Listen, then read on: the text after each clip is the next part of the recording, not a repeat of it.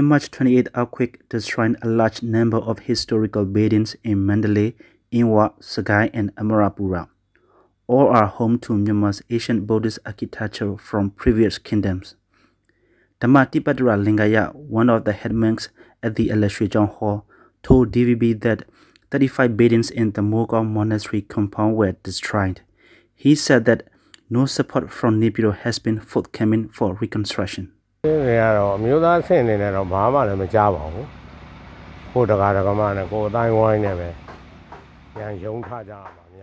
haven't heard anything from Naypyidaw about assistance to reconstruct. We have to rely solely on our own finances with support from our followers. Religious buildings are considered sacred in Buddhism. Without them, monks will not be able to perform their daily rituals.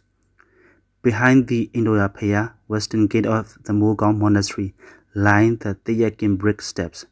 These were built during the Amarapura kingdom. The Alashrijong temple has its ceiling and pillars gilded with gold leaves. A Mandalay resident told DVB that the city has lost a cultural landmark.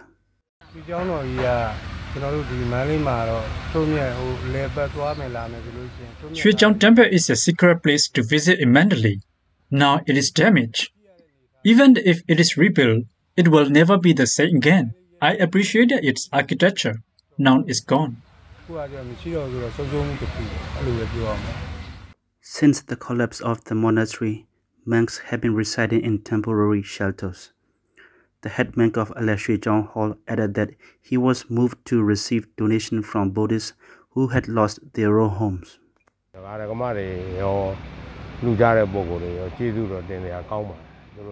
We are tremendously grateful and pleased for their donations. They offered help to their utmost capacity. Some donors are feeling discontent with their inability to offer full support. So, we told them to share their assistance with other places. We are not the only victims.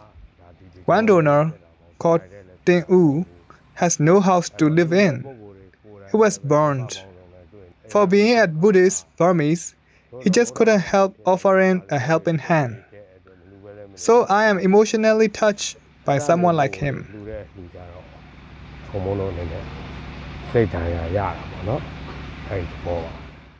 The earthquake resulted in the destruction of 4,200 houses, 80 hotels, 60 banks, and 2 supermarkets, according to the Myanmar Survey Research Report